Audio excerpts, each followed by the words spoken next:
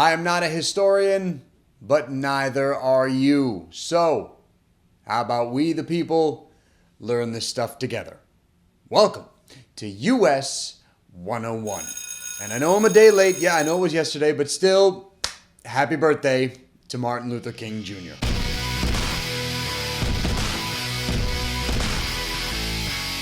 That's right, guys. Yesterday, on January 15th, in case you didn't know, the United States celebrated the birthday of Dr. Martin Luther King Jr. MLK, being one of the more influential Americans throughout the nation's history, had his birthday recognized as a national holiday starting in 1986 when President Ronald Reagan proclaimed it as such. And with good reason, man. Obviously, I mean, his activism, his speeches, his sermons, his spirit were roaring flames of the civil rights movement that was taking place in the United States in the late 50s and the 1960s. So for today's episode, guys, I wanted to celebrate Dr. King's legacy, but not by looking at a specific part of his personal story, but by discussing the Civil Rights Act of 1964 that was signed into law by Lyndon B. Johnson, with Martin Luther King looking over his shoulder as he did it. But as you know by now, man, we're not just going to start in 1964. Context is key. Perspective is everything, guys. For us to fully understand how the United States got to the Civil Rights Act of 1964, I have to take you all the way back to 1863 when Abraham Lincoln made a proclamation of his own. Hopefully, you guys know that I'm talking about the Emancipation Proclamation, which Abraham Lincoln is quite famous for. And the proclamation basically said that starting January 1, 1863, all enslaved people in the Confederate States, quote, shall be thenceforward forever free. Unfortunately, slavery itself wasn't officially abolished until the end of the Civil War in 1865, and then with the passing of the 13th Amendment. But the Emancipation Proclamation pretty much stamped the fact that the Civil War was being fought over slavery, as opposed to the excuse from the South, which was, no, it wasn't being fought for slavery, it was being fought for states' rights. And then following the Civil War, and then following the passing of the 13th Amendment, then we got the 14th and the 15th Amendments to the Constitution. The 14th Amendment, of course, saying that anyone that is born or naturalized in the United States will become a citizen of the United States and granted all rights and privileges thereto. And the 15th Amendment granted suffrage, or the right to vote, to all males, regardless of skin color. Well, I think except for the American Indians. I don't think Native Americans got the right to vote. But just because the Constitution got new additions with the 13th, 14th, and 15th Amendment did not mean that the country decided to fall in line. Now, this period after the Civil War is known as Reconstruction, and it was fraught with peril for African Americans. Regulations known as the Black Codes were passed in the South, which basically made it almost impossible for a black man or a black woman to peacefully live their lives. It didn't take much for a black person to be thrown in jail, which, if you'll remember from the 13th Amendment, the only way that a person could be put into slave-like conditions is if they are imprisoned. So, if a black man, for example, looked at a white woman in a weird way or said hello to a white woman, bam! That guy could be thrown in jail. If blacks purchase property from a white person, sharecropping goes into effect. That white person could go to that black family and say, yeah, everything that you guys harvested, I'm gonna need a good chunk of that so I can sell it off at market and reap the profits for myself. If you were a black man that was looking to vote, you absolutely could. If you could pay this poll tax, or if you could pass a literacy test. And I almost forgot, there's that one small group that was formed around this time that all they really wanted to do was uphold white Christian values. You might have heard of them. They're called the Ku Klux Klan. And then following the era of Reconstruction, which ends in 1877, how about we move forward in time a little bit? Let's jump cut to 1896 and the infamous Supreme Court case Plessy versus Ferguson. Plessy versus Ferguson basically ruled that it's okay for different races to have separate accommodations so long as said accommodations are equal. We are now introduced to separate but equal. This is where we get the different drinking fountains, white drinking fountains and black drinking fountains, white and black restaurants, white and black hotels, white and black bathrooms, white and black transportation. This was a time that becomes known as the Jim Crow era, where, yes, while technically African Americans are seen as equal in the eyes of the law because they're getting the same accommodations as whites, most of the time those accommodations were less than stellar, and for that matter, African Americans were pretty pretty much treated as second-class citizens through and through. And woe on to black Americans that tried to buck the system and enter a place that was only serving white people at the time. Ooh, punishment was swift. Sometimes it even ended in death. However, thankfully, Jim Crow and this mentality in the United States would not last, okay? Because cultural shifts would begin to happen starting in the 1950s, and African Americans around this time started standing up and demanding their rights. But it was still no walk in the park for African Americans, guys. And basically what I'm going to do at this time is pretty much just hit you with a highlight reel of certain events that happened that would lead up to the Civil Rights Act of 1964. Trust me, everything that I'm going to talk about probably deserves its own episode, and one day I probably will get to all that stuff. But I just want you to be aware of just how much was happening before the Civil Rights Act was signed into law. To start, in 1954, you have the famous Supreme Court case Brown v. Board of Education, where the Supreme Court deemed it unconstitutional for public schools to be segregated. Then let's cut to December of 1955, where a woman in Montgomery, Alabama will board a bus after a long day of work. She is tired, she is exhausted. She sits down in the colored section of the bus, which is towards the back, which is where African Americans were supposed to sit on the bus. Later along on the route, a white passenger boards the bus.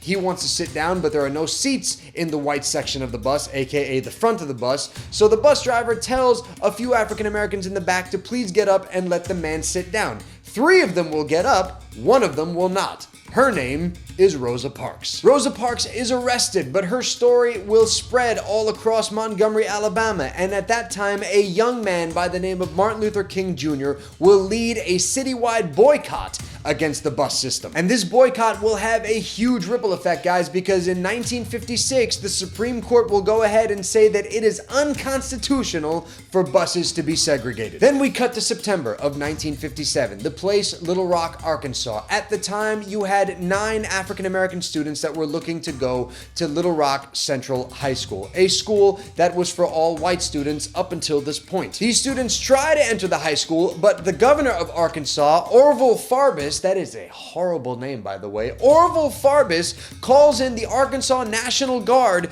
to stop these kids from going into the school.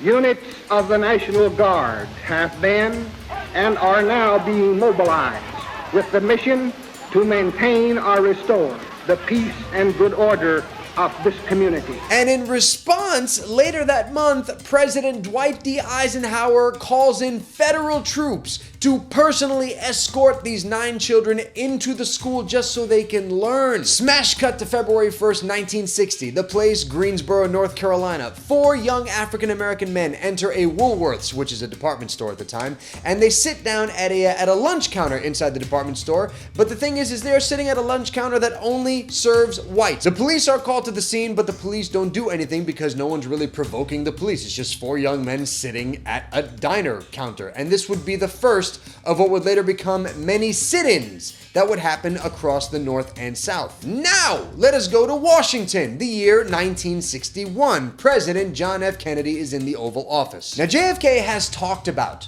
a civil rights bill. He wants to do something involving civil rights. The problem is, he can't, and there's a reason behind that. He can't pass any anti-discrimination laws, so to speak, because he didn't win the presidency by a whole lot, which means his margin in Congress is hanging on by like kind of a sliver, and he needs to have the Southern Democrats on his side so he can pass other policies that he wants to put through. But during this time, more protests are springing up across the country, specifically in cities in the South like Birmingham, Alabama. And the thing is, during these protests, police are being called in and they are shutting these protests down, and not in a nice way either. Police officers are attacking African Americans that are protesting in the streets. Police dogs are set on African Americans that are protesting in the streets. Many African Americans are sent to jail during these protests, including Martin Luther King, by the way. And then, unfortunately, the thing that we see from a lot of these protests is the fire hoses are being used. And those fire hoses are not, the garden variety. These things, they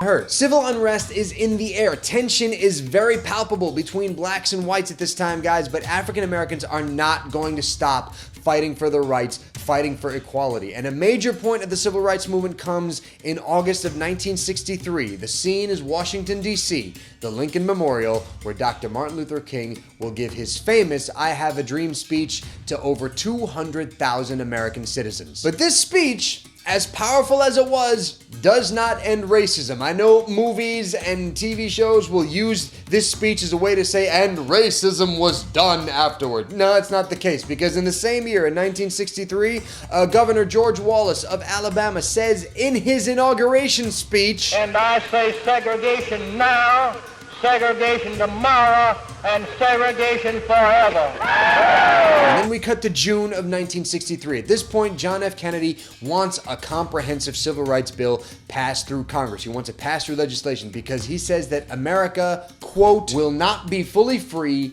until all of its citizens are free, end quote. But unfortunately, Kennedy will not live to see his civil rights bill passed through Congress because Kennedy is assassinated in November of 1963 in Dallas, Texas. So now the new president, Lyndon B. Johnson, will take up the cause of civil rights. He wants to make a civil rights bill one of the first things he completes as president to sort of honor President Kennedy. But once again, Southerners in the House of Representatives say that no, you can't pass a civil rights bill because that infringes on the South's states' rights. But amidst all that debate, the bill will make it through the House and then it makes it into the Senate. But the Senate is not going to make it easy for this bill to go all the way through. For 75 days, Southern Democrats and other Democrats will stage a filibuster. They will do anything it takes to make sure this bill does not make it through the Senate. But because President Johnson knows a lot of these Southern white Democrats personally, him being a guy from Texas,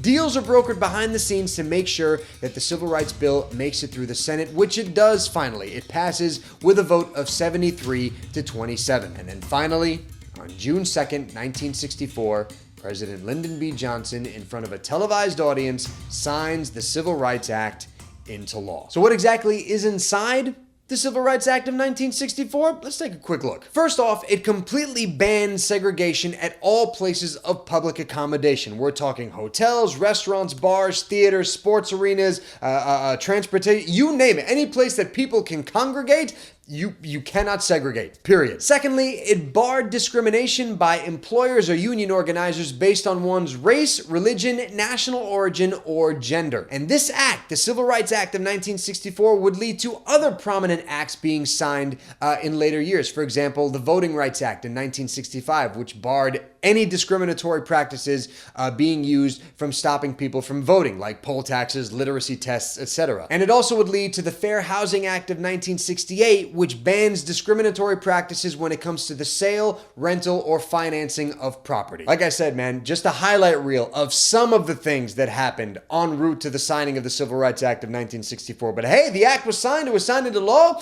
Racism is dead now, right?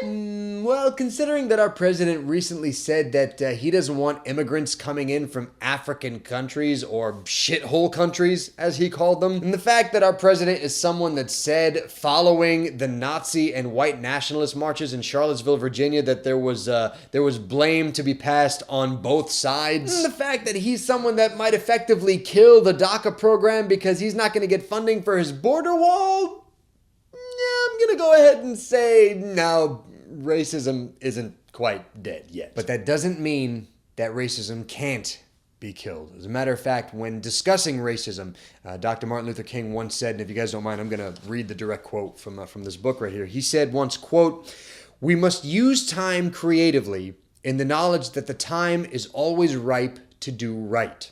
Now is the time to make the real promise of democracy and transform our pending national elegy into a creative psalm of brotherhood. Now is the time to lift our national policy from the quicksand of racial injustice to the solid rock of human dignity." End quote. And that is it for this episode of US 101, guys. And I apologize if the episode came off a bit heavy, but to get to the Civil Rights Act, just know that I felt like I had to briefly discuss a lot of the other things that led up to it, just to give you guys a better understanding of what it took for African Americans to finally, on paper, have equal treatment in the United States, have equal rights in America. And it happened in the 1960s. But thank you to all of you guys that have been subscribing to US 101. Thanks to all of you that have been liking the videos, watching them, sharing them with your friends and family, leaving comments in the comment section. Your involvement continues to make me want to create episodes Like this one, for example. You can follow US 101 on Facebook, Instagram, Snapchat, Twitter, guys. Those links down below in the description box. There's also a link down below, guys, to our Patreon page, patreon.com/US101, if you guys want to pledge some funds to US 101. And as a matter of fact, if you've pledged $5 or more, you saw this episode before it was released to the general public on YouTube. And I will see you guys next Tuesday for an all-new episode of US 101. Until then, I am all done, and I am going to let Dr. Martin Luther King close us out for today. I just want to do God's will. And he's allowed me to go up to the mountain. And I've looked over and I've seen the promised land. I may not get there with you, but I want you to know tonight that we as a people will get to the promised land.